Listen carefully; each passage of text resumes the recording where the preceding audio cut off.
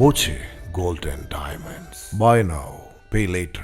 ദേശീയ വിദ്യാഭ്യാസ നയം സംബന്ധിച്ച തീരുമാനങ്ങളിൽ പണം മാത്രമാകരുത് പ്രശ്നമെന്ന് കേന്ദ്രമന്ത്രി സുരേഷ് ഗോപി. കുഞ്ഞുങ്ങളുടെ വിദ്യാഭ്യാസ അവകാശത്തിനാകണം പരിഗണനയെന്ന് അഭിപ്രായപ്പെട്ടു. ഒറ്റപ്പാലത്ത് ലക്ഷ്മി നാരായണ വിദ്യാഭ്യാസ സ്ഥാപനങ്ങളുടെ സുവർണ ജൂബിലി ആഘോഷ പരിപാടികൾ ഉദ്ഘാടനം ചെയ്യുകയായിരുന്നു അദ്ദേഹം.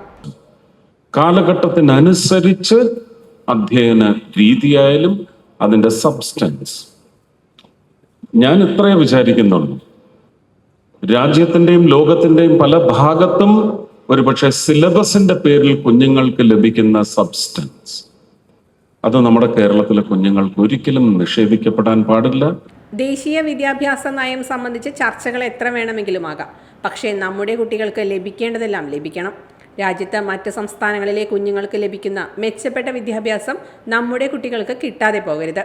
സാധാരണക്കാരായ വിദ്യാർത്ഥികൾ പഠിക്കുന്ന സർക്കാർ സ്കൂളുകളുടെ അടിസ്ഥാന സൗകര്യങ്ങളും മെച്ചപ്പെടും. കാലത്തിനനുസരിച്ചുള്ള അധ്യയന ലഭ്യത കുട്ടികളുടെ അവകാശമാണെന്നും കേന്ദ്രമന്ത്രി പറഞ്ഞു.